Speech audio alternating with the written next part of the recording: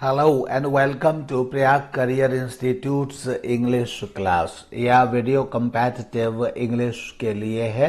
competitive English में आज का टॉपिक वॉइस चैप्टर के रूल नंबर 5.7 इम्पेरेटिव ऑर्डर और कमांड से है और इम्पेरेटिव सेंटेंसेस के जितने भी सेंटेंसेस हैं उनको ही हम इस वीडियो में इंक्लूड करेंगे, चाहे वो 30 मिनट्स का हो या 40 मिनट्स का हो या 50 मिनट्स का हो। इसमें इम्पेरेटिव सेंटेंसेस से रिलेटेड जितने भी सेंटेंसेस हैं उनको पैसिव वॉइस में चेंज करने के रूल्स सब हम एक ही वीडियो में लेंगे। इसके बाद इंट्रोगेटिव वाले जो सेंटेंसेस होंगे उनको हम दूसरे वीडियो में लेंगे।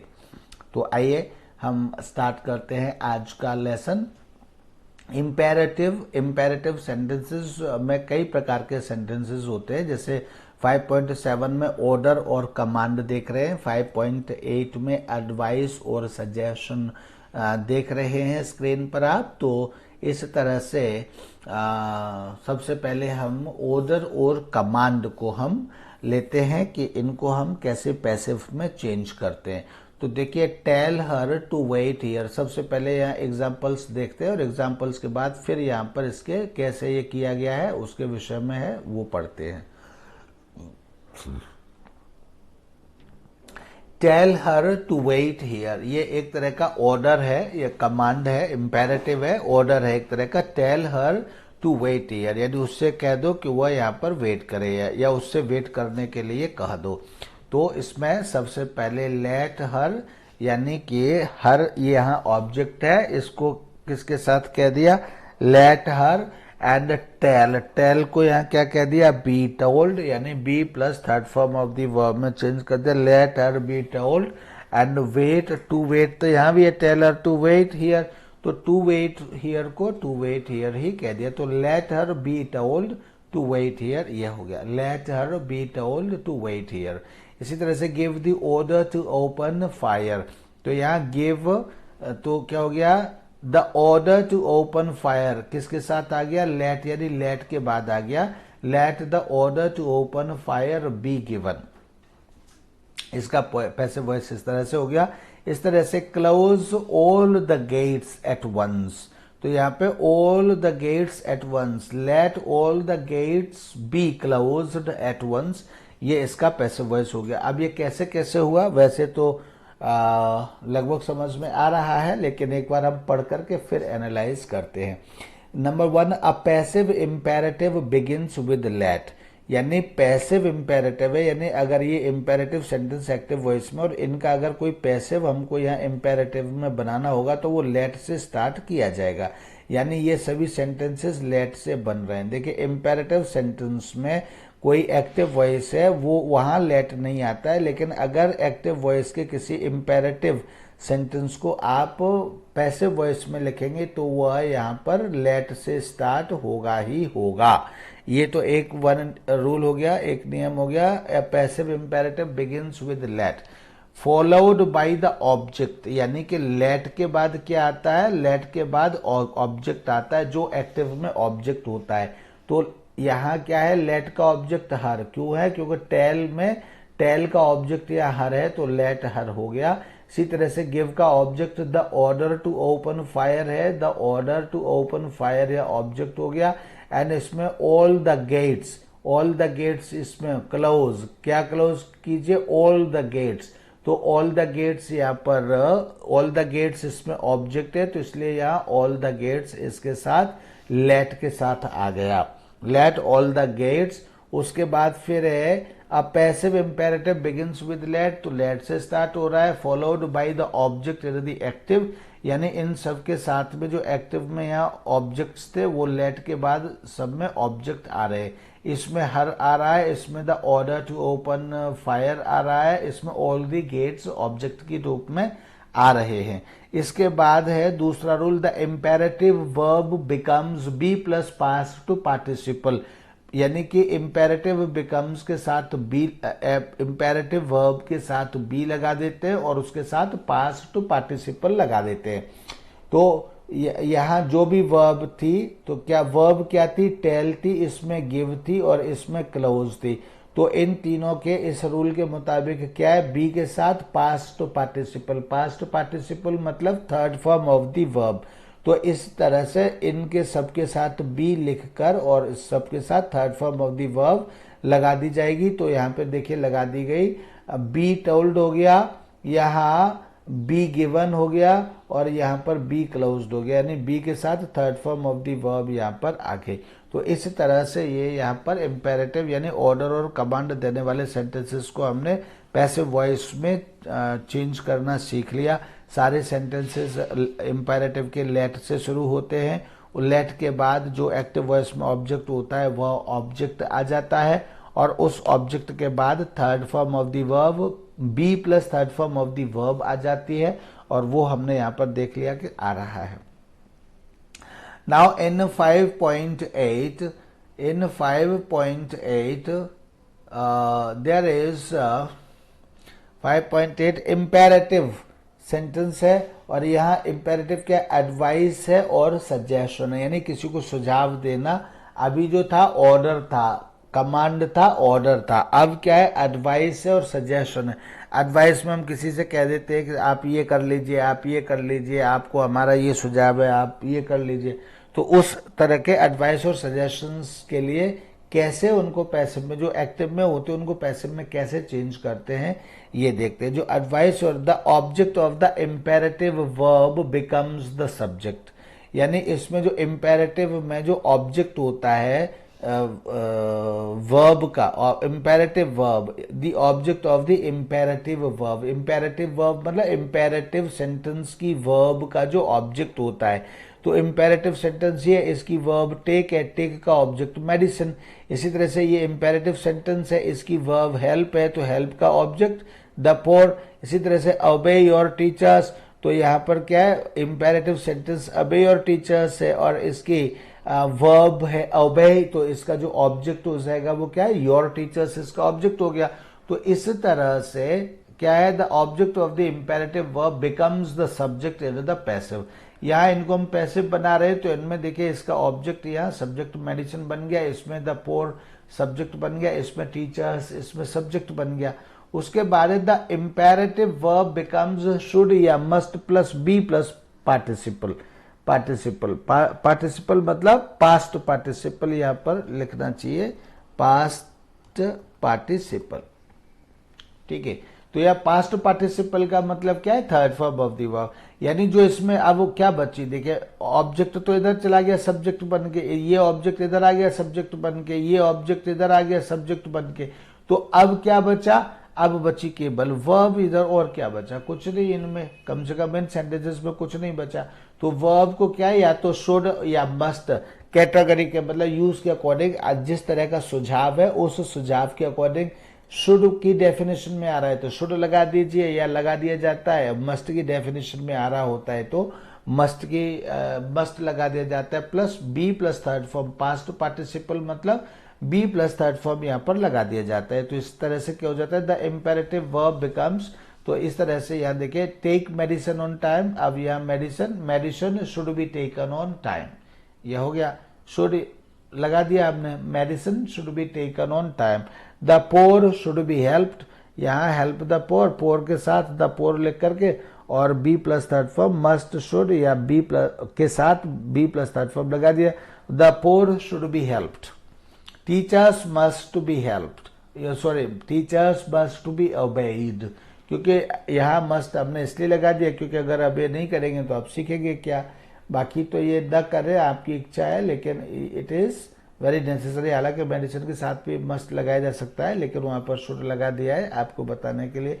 द पोर के साथ तो शुड भी आ सकता है, कुछ स्थितियों में अगर चाहें तो मस्ट भी आ सकता है, लेकिन शुड भी ठीक है, कोई जबरदस्ती नहीं है, आपके पास है, आप कर सकते हैं तो करिए, नहीं करते तो मत करिए। तो इसलिए यहाँ शुड लगा, the poor should be helped. तो यहाँ पर इम्पेरेटिव यानी जिनमें ऐसे सेंटेंसेस जिनमें एडवाइस या सजेशन दिया जाता है, उसमें एक्टिव वॉइस के सेंटेंसेस में जो ऑब्जेक्ट होते हैं उनको हम सब्जेक्ट बना देते हैं, और सब्जेक्ट बनाने के बाद इसमें जो वर्ब बचती हैं उन वर्ब को should be plus third form या must be plus third form में उनको हम चेंज कर देते हैं, ठीक है। इसमें जो ऑब्जेक्ट होते हैं एक्टिव इंपेरेटिव सेंटेंस के एडवाइस या सजेशन देने वाले सेंटेंसेस में जो ऑब्जेक्ट होते हैं उन ऑब्जेक्ट को हम सब्जेक्ट बना करके should be plus third form या must be plus third form में उनकी वर्ब्स को चेंज कर देते हैं। तो इस तरह से एडवाइस और सजेशंस देने वाले सेंटेंसेस को हम पैसिव वॉइस में चेंज करते हैं। इसके बाद है 5.9 इम्पेरेटिव। इसमें हम रिक्वेस्ट वाले सेंटेंसेस लेते हैं जिनमें विद, प्लीज और काइंडली जिनमें आता है। तो when the imperative verb has two objects, either of them can be made the subject and the passive। अगर imperative sentence की verb में दो object होते हैं तो किसी को भी subject बनाया जा सकता है। यह है either of two objects, either of them can be made the subject and the passive। passive voice में अगर किसी वर्ब के दो ऑब्जेक्ट है तो दो में से किसी को भी सब्जेक्ट पैसिव वॉइस का सब्जेक्ट बनाया जा सकता है। The negative form requires not to. और अगर उसमें कोई नेगेटिव फॉर्म आती है तो नेगेटिव फॉर्म के लिए नॉट टू वर्ड यूज किया जाता है। Not to, not to. And जैसे for example you are requested not to smoke in here, यानी कि नॉट टू मतलब टू नॉट स्मोक नहीं होता है, नॉट टू होता है अगर नेगेटिव होता है तो। थर्ड है प्लीज और kindly is placed between may and be. और जो प्लीज और काइंडली जैसे वर्ड्स हैं ये बिटवीन मे एंड बी के बीच में हम इनको रिप्लेस करते हैं या लिखते हैं। प्लेस करते हैं, रिप्लेस नहीं करते हैं, सॉरी, प्लेस किए जा सकते हैं मे और बी के बीच में। जैसे leave may please kindly be granted, क्योंकि हम रिक्वेस्ट कर रहे हैं तो रिक्वेस्ट करने के लिए लीव मे प्लीज, यहां मे और बी के बीच में प्लीज या काइंडली वर्ड को इंसर्ट किया गया है। लीव मे काइंडली या प्लीज या kindly be granted. May be please नहीं लिखते हैं, मे बी प्लीज या काइंडली ग्रांटेड ना लिख करके मे और बी के बीच में मे प्लीज बी या फिर मे काइंडली बी ग्रांटेड इस तरह से ही लिखते हैं। जैसे फॉर एग्जांपल अब please give me some more time, तो please give me some more time may please be given to me. तो यहाँ please give me some more time, तो मोर टाइम क्या है, यहाँ मोर टाइम इसका ऑब्जेक्ट है और मी भी इसका ऑब्जेक्ट है। तो दोनों में से किसी को भी हम सब्जेक्ट बना सकते हैं। तो पहले में यहाँ क्या है, सम मोर टाइम को हमने सब्जेक्ट बना लिया, मे और बी के बीच में हमने प्लीज लिख लिया, may please be given to me, और इसको हमने थर्ड फॉर्म में बी गिवन चुके होता है तो बी गिवन हमने यहाँ थर्ड फॉर्म में लिख दिया। तो some more time may please be given to me. इसी तरह से अब यहाँ मी भी है ऑब्जेक्ट, तो मी को भी ऑब्जेक्ट बनाएंगे तो भी इस तरह से हो जाएगा, I may please be given, I may please be given some more time. तो ये इस तरह से हो जाएगा। Kindly grant me a week's leave, तो यहाँ पर मी क्या है, मी ऑब्जेक्ट है, अ वीक्स लीव भी या ऑब्जेक्ट है। तो यहाँ किसी से भी, यहाँ यू आर रिक्वेस्टेड से भी बनाया जा सकता है, you are requested to grant me a week's leave. और आई मे, इसको अगर हम लिखेंगे आई, मी को ऑब्जेक्ट सब्जेक्ट बनाएंगे तो आई मे काइंडली, यानी मे और बी के बीच में ही काइंडली लिखा गया है, तो I may kindly be granted a week's leave. ये इस तरह से पैसिव वॉइस में चेंज कर दिया जाता है। अब है 5.10 इम्पेरेटिव, इनडायरेक्ट कमांड और रिक्वेस्ट। इनडायरेक्ट कमांड और रिक्वेस्ट को किस तरह से करते हैं, the object of the verb यानी reporting verb becomes the subject. फिर से देखिए, the object of the verb means reporting verb becomes the subject, वो सब्जेक्ट बन जाता है। The verb is changed to be plus past participle, यानी कि बी प्लस थर्ड फॉर्म में वर्ब चेंज हो जाती है। And the infinitive remains unchanged, और जो इन्फिनेटिव होता है वो अनचेंज्ड रहता है। जैसे for example he asked me to make tea, तो यहां पर देखिए क्या है, he asked me to make tea, ये इनडायरेक्ट है, ये इनडायरेक्ट है। तो ये क्या है, ही आस्क्ड मी, ये क्या है, ये मतलब ये यहाँ देखिए इम्पेरेटिव, इनडायरेक्ट कमांड और रिक्वेस्ट।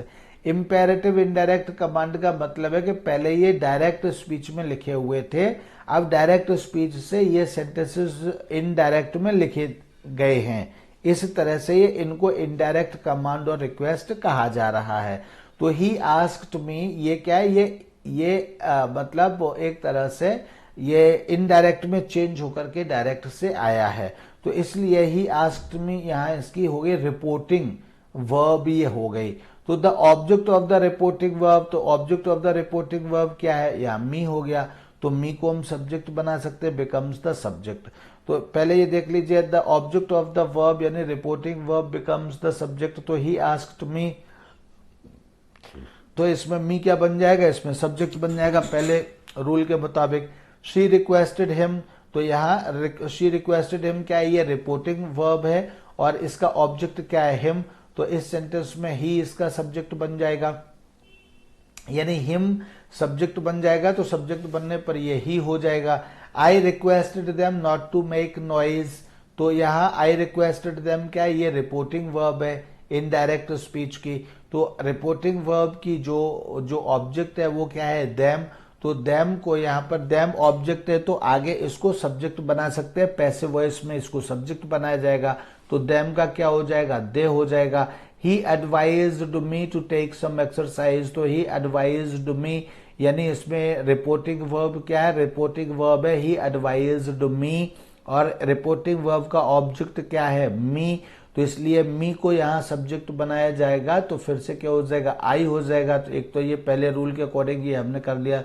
दूसरा है the verb is changed to be plus past participle, यानी कि वर्ब उसमें जो भी होती है उसको हम past be plus past participle में चेंज कर देते हैं। तो इसमें वर्ब क्या है, आस्क्ड, तो क्या हो जाएगा, बी आस्क्ड। बी आस्क्ड मतलब टेंस के अकॉर्डिंग वॉज आस्क्ड, चूंकि सिंपल पास्ट है, सिंपल पास्ट का बी पास्ट पार्टिसिपल क्या हो जाएगा, आई वॉज आस्क्ड हो जाएगा, यानी टेंस के अकॉर्डिंग चेंज कर देते हैं। ठीक है, शी रिक्वेस्टेड, तो ये भी क्या है, ये भी सिंपल पास्ट है, तो इसका भी क्या हो जाएगा, वॉज रिक्वेस्टेड। इसी तरह से आई रिक्वेस्टेड, तो ये भी क्या है, ये भी सिंपल पास्ट में है, तो ये भी क्या हो जाएगा, अब चूंकि सब्जेक्ट क्या है, दे, तो दे प्लूरल है, प्लूरल के अकॉर्डिंग क्या हो जाएगा, वर रिक्वेस्टेड हो जाएगा। इसी तरह से ही एडवाइज्ड मी, तो यहाँ मी तो सब्जेक्ट बन गया, आई हो गया, और एडवाइज्ड क्या है, सिंपल पास्ट है, तो सिंपल पास्ट का क्या हो जाएगा, पैसिव में वॉज एडवाइज्ड हो जाएगा, तो I was advised to take some exercise हो जाएगा, I was advised to take some exercise.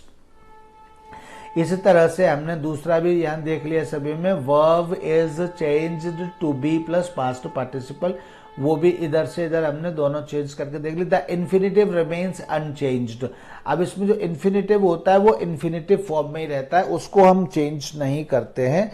तो इस तरह से इसमें देख लीजिए, अब इसमें क्या है, टू मेक टी, तो टू मेक टी ही रहेगा, तो टू मेक टी ही है। इसी तरह से मतलब अनचेंज्ड रहता है इन्फिनिटिव, तो इसमें इन्फिनिटिव क्या है, to give her some money, तो ये to give her some money जैसा का तैसा है। एंड टू मेक नॉइज, तो टू मेक नॉइज हो गया यहाँ। And to take some exercise, to take some exercise हो गया।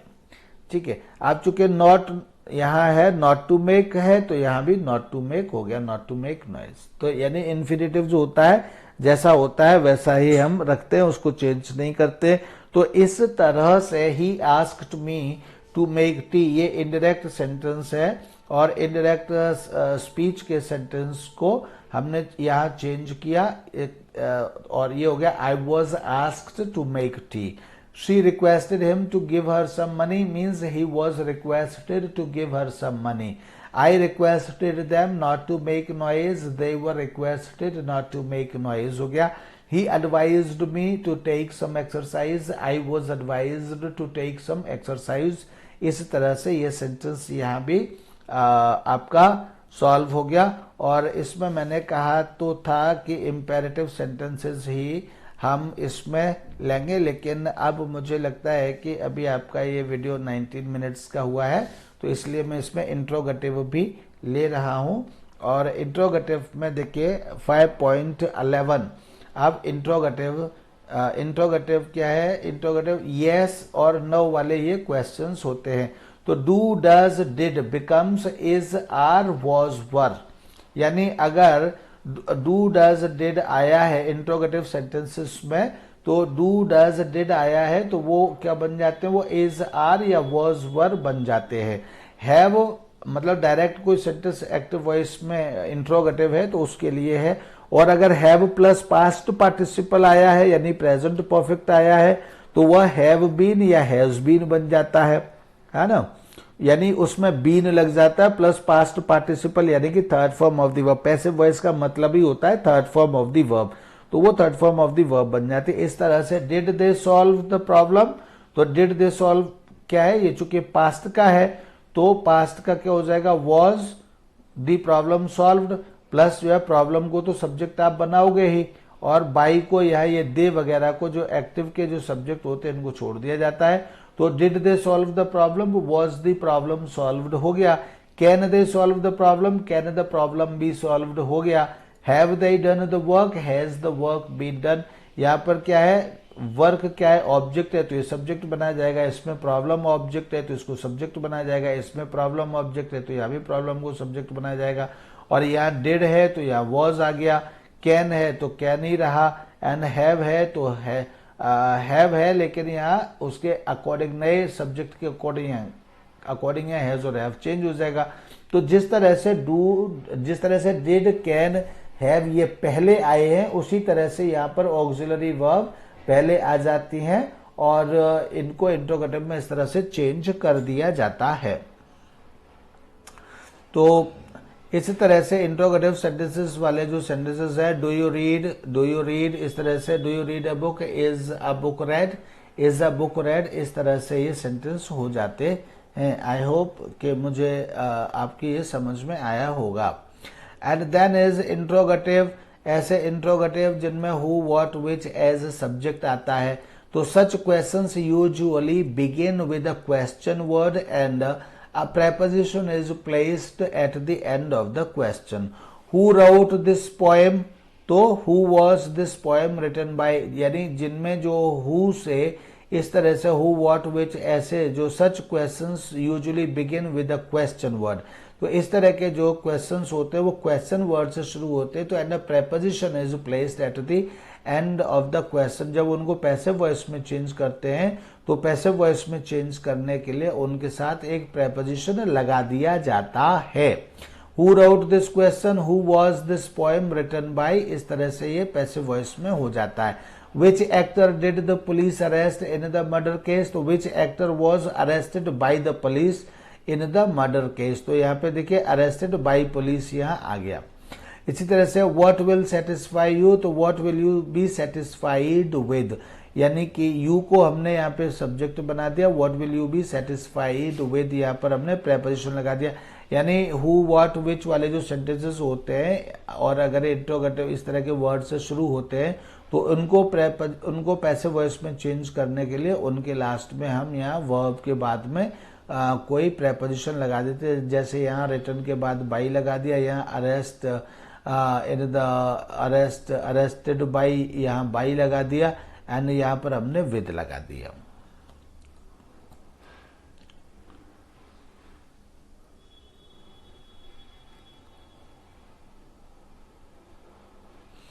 हम इन सेंटेंसेस को इस तरह से नहीं कहते, we don't say by who was this poem written, with what will you be satisfied, हम इन सेंटेंसेस को इस तरह से नहीं कहते हैं। Second point, other question, word questions are transformed in the normal way. अगर कुछ दूसरे मतलब other question word questions are transformed in the normal way, उसी मतलब जैसे वो चेंज किए जाते हैं पहले से उसी तरह से चेंज किए जाते हैं। जैसे where did they find the purse, तो where was the purse found. When will they finish the work, when will the work be finished. And why do people speak English everywhere, why is English spoken everywhere. तो जिस तरह से ऊपर हमने देखा कि did की जगह पे वॉज या वर आ जाता है, एंड विल है तो will be shall be plus third form आ जाएगा, डू है तो इज एम आर आ जाएगा। इसी तरह से मतलब अब इसमें है क्या कि जैसे why do people speak English, तो वाई की जगह रहेगा ही, डू की जगह इज एम आर में से एक आएगा। अब इज एम आर के बाद क्या आएगा, इज एम आर के बाद आएगा जो इसका ऑब्जेक्ट होगा, तो ऑब्जेक्ट क्या है, स्पीक का इंग्लिश है, तो अब इंग्लिश है तो इंग्लिश सिंगुलर है, तो हमने इज एम आर में से क्या लगा लिया, यहाँ इज लगा लिया। इस तरह से हम इनको चेंज कर देते हैं। एंड देन इज, तो इसके बाद फिर आती है सेंटेंस, आता है कि कुछ सेंटेंसेस ऐसे होते हैं जो देयर इज और आर से शुरू होते हैं, प्लस सब्जेक्ट होता है, प्लस उनमें ट्रांजिटिव इन्फिनेटिव होता है, यानी कि इन्फिनेटिव होता है जिसका कि ऑब्जेक्ट होता है, तो ट्रांजिटिव इन्फिनेटिव हो गया। तो ऐसे सेंटेंसेस के लिए the noun pronoun placed after there is was were in the active is the logical object, therefore behaves as the subject in passive, इसलिए वो सब पैसिव वॉइस के सब्जेक्ट के रूप में काम करते हैं। यानी देयर इज आर के बाद जो नाउन प्रोनाउन आते हैं वो वास्तव में ऑब्जेक्ट होते हैं, तो इसलिए वे सब्जेक्ट का काम करते हैं। और इस तरह से second rule is to plus infinitive becomes to be plus past participle. जैसे टू लूज है तो टू लूज क्या हो जाएगा, टू बी लॉस्ट हो जाएगा। जैसे there is no time to go, तो there is no time to lose, तो there is no time to be lost. इस तरह से there is no food to eat, तो there is no food to be eaten. इस तरह से ये सेंटेंसेस पैसिव में चेंज हो जाते हैं। 5.14 मुझे लगता है ये अब यहीं पर खत्म हो जाएगी एक्सरसाइज प्रोबेबली। तो 5.14 इसमें सब्जेक्ट कैसा होता है, वेग होता है, plus transitive verb followed by a clause.